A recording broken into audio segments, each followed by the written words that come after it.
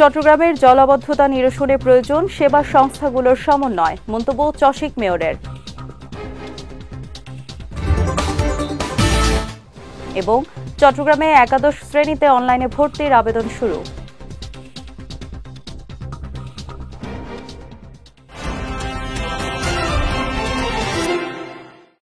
আসসালামু আলাইকুম। চট্টগ্রাম সংবাদে আমন্ত্রণ জানাচ্ছি আমি সিরাজুম মনিরা বিলাসী। শুনছিলেন শিরোনাম, এবারে বিস্তারিত। চট্টগ্রামের জলাবদ্ধতা নিরসনে সংশ্লিষ্ট সেবা সংস্থার সমন্বিত পদক্ষেপ প্রয়োজন বলে মন্তব্য করেছেন city mayor doctor Shahadat Hossain. গতকাল বিকেলে নগরীর টাইগার পাসের চশিক কার্যালয়ে আয়োজিত এক সভায় তিনি মন্তব্য করেন। বলেন, নিজ নিজ এলাকার জলাবদ্ধতা নিরসনে পুর কৌশল বিভাগের নির্বাহী প্রকৌশলীদের প্রকৌশলগত সমাধান নিশ্চিত করতে হবে। সভায় জলাবদ্ধতার ক্ষেত্রে নগরীর গুরুত্বপূর্ণ পয়েন্টগুলোর সমস্যা সমাধানে সেবা সংস্থাগুলোর মতামত গ্রহণ করেন এবং জলাবদ্ধতা নিরসনে করণীয় সম্পর্কে দিক নির্দেশনা দেন চশিক মেয়র। এ সময় বক্তব্য রাখেন চট্টগ্রাম উন্নয়ন কর্তৃপক্ষ সিডিএর প্রধান প্রকৌশলী কাজী হাসান বিন শামস, মেয়রের জলাবদ্ধতা বিষয়ক উপদেষ্টা শাহরিয়ার খালেদ, চশিকের প্রধান নির্বাহী কর্মকর্তা শেখ মোহাম্মদ তৌহিদুল ইসলাম সহ অনেকে। চট্টগ্রামে 2025-26 শিক্ষাবর্ষের একাদশ শ্রেণীতে অনলাইনে ভর্তি আবেদন কার্যক্রম শুরু হয়েছে। আজ থেকে এই আবেদন গ্রহণ শুরু হয়, যা চলবে আগামী 11 আগস্ট পর্যন্ত। প্রথম পর্যায়ের ফল প্রকাশিত হবে আগামী 20 আগস্ট। এরপর দ্বিতীয় ও তৃতীয় পর্যায়ে আবেদন নিয়ে যাচাই বাছাই শেষে আগামী 7 থেকে 14 সেপ্টেম্বরের মধ্যে ভর্তি কার্যক্রম শুরু হবে। আর ক্লাস শুরু হবে আগামী 15 সেপ্টেম্বর থেকে। এদিকে চট্টগ্রাম বোর্ড জানিয়েছে, নগরীর কলেজগুলোতে 51,500 ও 3 পার্বত্য জেলায় প্রায় 1,20,000 আসন রয়েছে। শিক্ষার্থীরা অনলাইনে সর্বনিম্ন 5টি ও সর্বোচ্চ 10টি কলেজে পছন্দক্রমে আবেদন করতে পারবে। এরপর মেধা, কোটা ও পছন্দক্রম অনুযায়ী একটি কলেজে ভর্তি হতে পারবেন শিক্ষার্থীরা। কক্সবাজারের টেকনাফের তালিকাভুক্ত শীর্ষ রোহিঙ্গা ডাকাত মোহাম্মদ শফিকে অস্ত্রসহ গ্রেফতার করেছে র্যাব। গতকাল র্যাব 15 কক্সবাজারের কার্যালয়ে আয়োজিত সংবাদ সম্মেলনে এ তথ্য নিশ্চিত করেছেন র্যাব 15-র অধিনায়ক লেফটেন্যান্ট কর্নেল মোহাম্মদ কামরুল হাসান। তিনি জানান, গোয়েন্দা তথ্যের ভিত্তিতে গতরাতে উপজেলার নীলা ইউনিয়নের নয়াপাড়া 26 নম্বর রেজিস্টার্ড রোহিঙ্গা আশ্রয় শিবিরের পাশের পাহাড়ে অভিযান চালিয়ে তাকে গ্রেফতার করা হয়।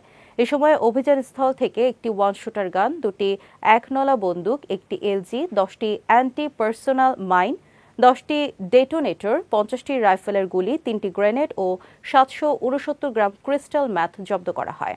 এদিকে শফির নামে 2টি হত্যা সহ মোট 21টি মামলা রয়েছে উল্লেখ করে জব্দকৃত আলামত সহ গ্রেফতারকৃতকে সংশ্লিষ্ট থানায় হস্তান্তর করা হয়েছে বলেও জানান র্যাব অধিনায়ক। র্যাব 15-এর একটি যৌথ সার্বজনীন দল গতকাল রাত আনুমানিক 11টায় ঘটনাস্থলে অভিযান পরিচালনা করে। অভিযানের সময় র্যাবের উপস্থিতি টের পেয়ে ডাকাতরা দৌড়ে পালানোর চেষ্টা করে। র্যাব সদস্যরা ধাওয়া করে শফি ডাকাতকে আটক করতে সক্ষম হয়। এ সময় তার সহযোগীরা শফি ডাকাতকে ছিনিয়ে নিতে র্যাবকে লক্ষ্য করে 4-5 রাউন্ড গুলি ছোড়ে। তৎক্ষণাৎ র্যাব সদস্যরা বুদ্ধিমত্তার সঙ্গে আত্মরক্ষার্থে পাল্টা 3 রাউন্ড ফাঁকা গুলি ছোড়ে। পরবর্তীতে বহির পাহাড়ি আস্তানা থেকে ডাকাত শফির দেওয়া তথ্য অনুযায়ী বিপুল পরিমাণ অস্ত্র ও উপকরণ উদ্ধার করতে সক্ষম হয়। গত কয়েকদিনের টানা বর্ষণে রাঙামাটির ঝুলন্ত সেতু পানিতে ডুবে যাওয়ায় পর্যটক ভ্রমণে নিষেধাজ্ঞা দিয়েছে কর্তৃপক্ষ।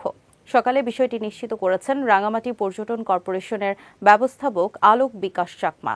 তিনি জানান, উজান থেকে নেমে আসা পাহাড়ি ঢলে ও গত কয়েকদিনের টানা বৃষ্টিতে গতকাল দিবাগত রাতে ঝুলন্ত সেতুর ওপর পানি অস্বাভাবিকভাবে বেড়ে যায়। এ কারণে পর্যটকদের নিরাপত্তায় আজ সকাল থেকে সেতুতে প্রবেশে নিষেধাজ্ঞা দেওয়া হয়েছে, যা পরবর্তী নির্দেশ না দেওয়া পর্যন্ত বহাল থাকবে। এ সময়ের মধ্যে ঝুলন্ত সেতুর ওপর দিয়ে চলাচল বা যাতায়াত না করতে সকলকে আহ্বান জানানো হয়েছে। রাঙামাটির ঝুলন্ত সেতুর পাতাতনের প্রায় পানি ছুঁইছে। কক্সবাজারের টেকনাফে বিপুল পরিমাণ গোলাবারুদ জব্দ করেছে যৌথ বাহিনী। সকালে গণমাধ্যমে পাঠানো সংবাদ বিজ্ঞপ্তিতে বিষয়টি নিশ্চিত করেছেন র্যাব 15-র সহকারী পরিচালক ফারুক। জানান, গোপন সংবাদের ভিত্তিতে গতকাল সন্ধ্যায় উপজেলার নীলা ইউনিয়নের রঙ্গিখালীর পাহাড়ে যৌথ অভিযান চালায় র্যাব ও বিজেপি। অভিযান চলাকালে যৌথ বাহিনীর উপস্থিতি টের পেয়ে 2 রাউন্ড ফাঁকা গুলি চালিয়ে ঘটনাস্থল থেকে পালিয়ে যায় ডাকাত দল। পরে ডাকাত দলের ফেলে যাওয়া একটি বিদেশি অস্ত্র, দুটি একনলা গাদা বন্দুক, 4টি হ্যান্ড গ্রেনেড, 10 রাউন্ড রাইফেলের গুলি জব্দ করে যৌথ বাহিনী। এদিকে জব্দকৃত আলামত সংশ্লিষ্ট থানায় হস্তান্তর করা হয়েছে বলেও জানিয়েছে র্যাব।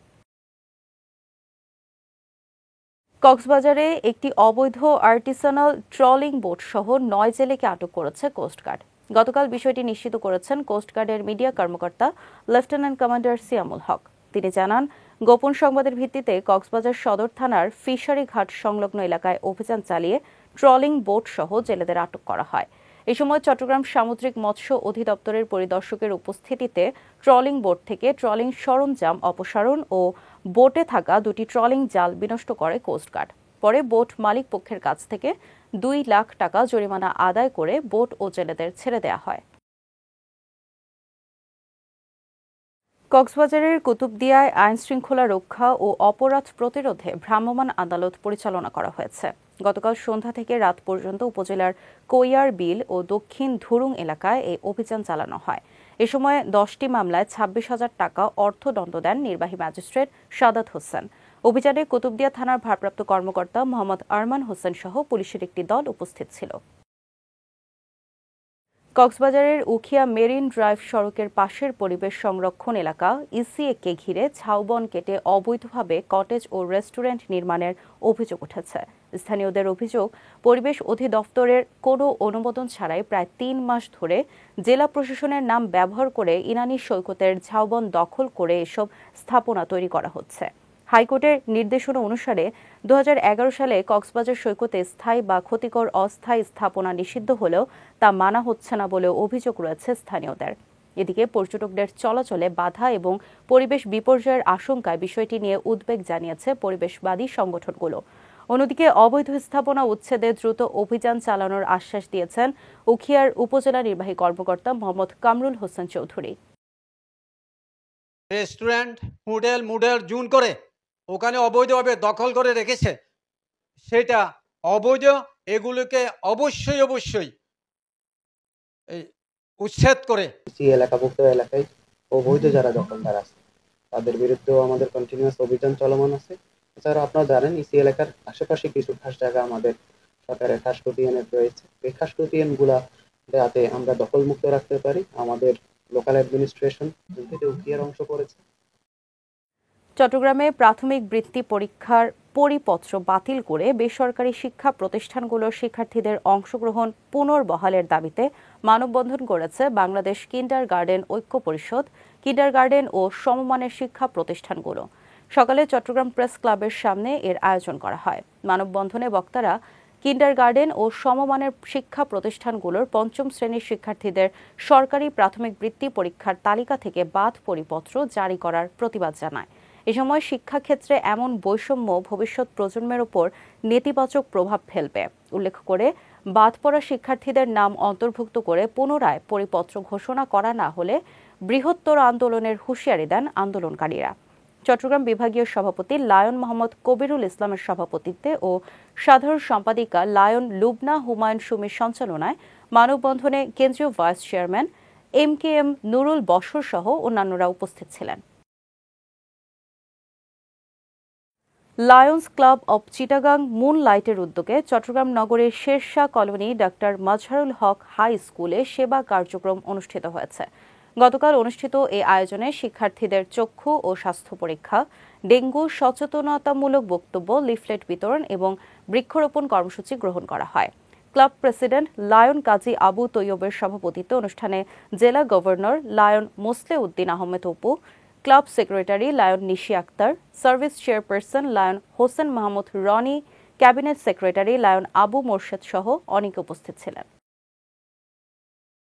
চট্টগ্রামের সন্দ্বীপে বিএনপি চেয়ারপারসন বেগম খালেদা জিয়ার রোগমুক্তি ও সুস্থতা কামনায় দোয়া ও আলোচনা সভা অনুষ্ঠিত হয়েছে।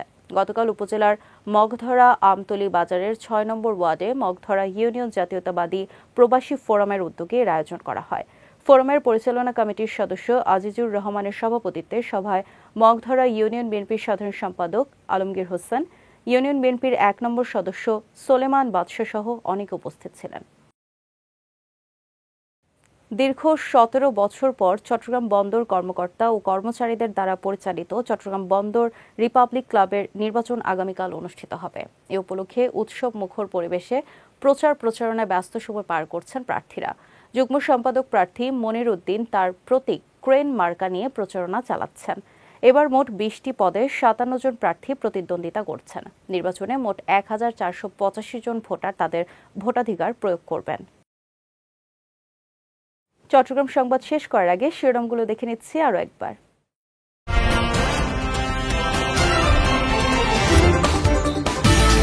চট্টগ্রামের জলাবদ্ধতা নিরসনে প্রয়োজন সেবা সংস্থাগুলোর সমন্বয়, মন্তব্য চসিক মেয়রের। এবং চট্টগ্রামে একাদশ শ্রেণীতে অনলাইনে ভর্তির আবেদন শুরু।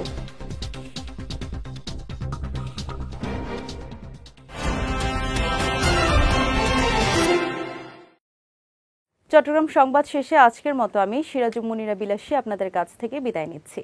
রাত ৯টায় আমাদের পরবর্তী বিজয়ের রাতের সংবাদ দেখার আমন্ত্রণ রইল। এছাড়াও আজকের চট্টগ্রাম সংবাদের ভিডিও দেখতে পারেন আমাদের ইউটিউব এবং ফেসবুক পেজে। আমাদের ইউটিউব হলো youtube.com/bijtvofficial এবং আমাদের ফেসবুক পেজ হলো facebook.com/bijtvlimited। এতক্ষণ সঙ্গে থাকার জন্য ধন্যবাদ সবাইকে।